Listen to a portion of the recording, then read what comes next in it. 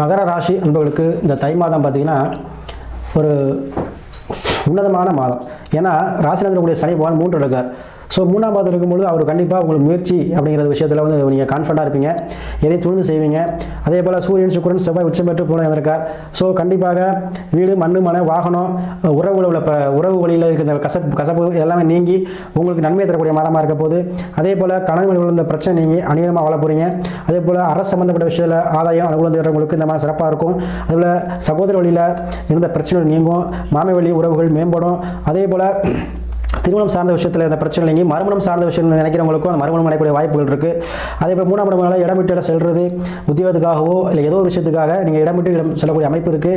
அதே போல் வண்டி வாகனம் வீடு இந்த மாதிரி அமைப்புகள் உங்களை தேடி வருதுங்க. வீடு கட்ட முடியாதவங்க வீடு கட்டக்கூடிய அமைப்பு இந்த மாதத்தில் வருது, யூஸ் பண்ணிக்கோங்க.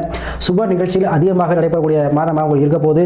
சுப காரியங்கள் அதிகம் நடத்தக்கூடிய மாதமாக இந்த மாதம் மகர ராசிக்கு அமைய போகுது. ஏன்னா மகர ராசியில் வந்து பார்த்தீங்கன்னா 7 இப்போ தான் மீன் வந்திருக்கீங்க. ஸோ உங்களுக்கு இனி வரும் காரியங்கள் அனைத்துமே சுப காரியம் தான். ஸோ இந்த மாதம் சுபகாரியம் செய்யக்கூடிய மாதமாக உங்களுக்கு இல்லத்திலே மகிழ்ச்சி தரும் மாதமாக அமையப் போகிறது.